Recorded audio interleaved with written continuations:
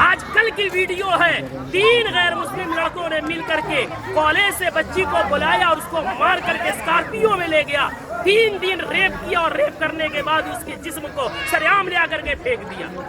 آئے دن یہ خبریں آ رہی ہیں۔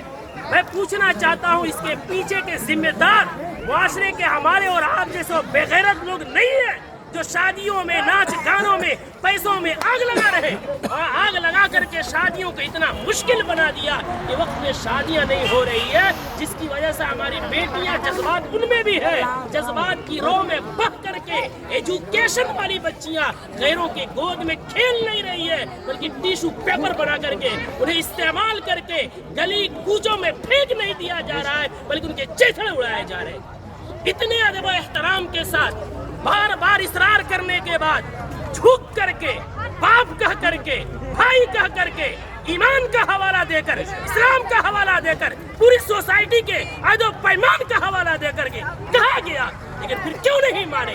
جرأت کی بات ہے، ہمت کی بات ہے۔ آخر وہ ہمت آئی کہاں سے کہ پورا معاشرہ بائیکاٹ کر رہا ہے، آپ ناچ لا رہے ہیں، چوک پہ نچا رہے ہیں، پورا بستی اس گناہ سے بچنا چاہتا ہے۔ خدا کا خوف کھائیں ہم لوگ، کل قیامت میں کیا منہ دکھائیں گے؟ پورے گاؤں میں نچاتے ہوئے لے کر آتے ہیں، مسجد کے سامنے سے لے کر آتے ہیں، پورے گاؤں میں۔ یہ کیا ہے؟ اس کو ضد نہیں کہتے ہیں تو اور کیا کہتے ہیں؟ اس کو حق درمی نہیں کہتے ہیں تو کیا کہتے ہیں؟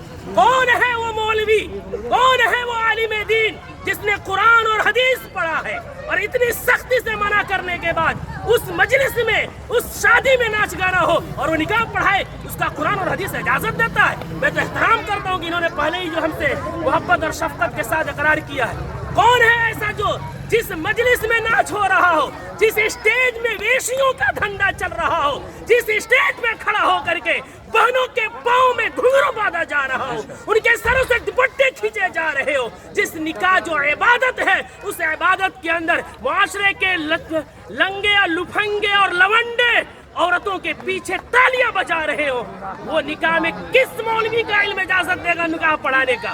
کون سی قرآن اجازت دے گی؟ کون سی حدیث اجازت دے گی؟ یہاں سب کلمہ پڑھنے والے ہیں، ہم مریں گے رب کے سامنے حاضر ہوں گے۔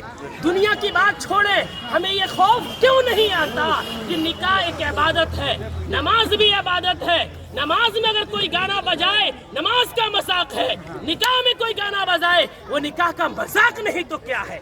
جو مولوی قرآن کی آیت پڑھیں گے ان کا مذاق نہیں تو کیا ہے؟ حدیث پڑھیں گے ان کو پیروں کی ٹھوکروں میں رکھنا نہیں ہے تو کیا ہے؟